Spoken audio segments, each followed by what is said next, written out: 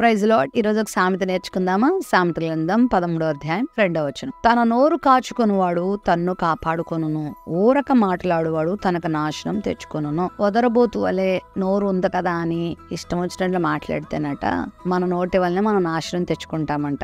చాలా సందర్భాల్లో మనం అవి ఇవి కాచుకుంటూ ఉంటాం.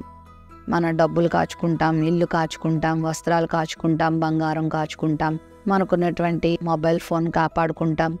కొంతమంది అయితే ఆ మొబైల్ ఫోన్లో ఉన్న పాస్వర్డ్లు ఎవరికి తెలియకుండా కాపాడుకుంటారు, ఏవేవో కాపాడుకుంటారు. అయితే నోటిని కాపాడుకునేవాడు తన్ను తాను భద్రం చేసుకుంటాడంట. మరి నువ్వు దేవుని సన్నిధిలో ఏం కాపాడుకుంటున్నావు?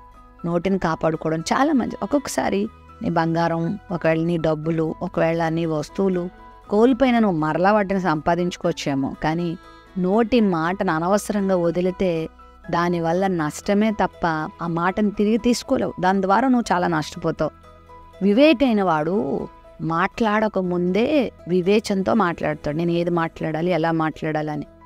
అవివేకైన వాడు, బుద్ధిహీనుడైన వాడు మాట్లాడేశాక అయ్యో ఎందుకు ఇలా మాట్లాడానని బాధపడతాడు. కనుక నోటిని కాచుకోవడం చాలా మంచిది.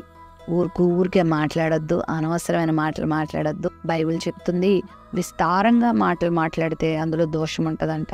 కనుక విస్తారమైన మాటలు కాదు, కానీ అవసరాన్ని బట్టి మాట్లాడి, యోగ్యమైన మాటలు మాట్లాడి మనం భద్రం చేసుకుందాం.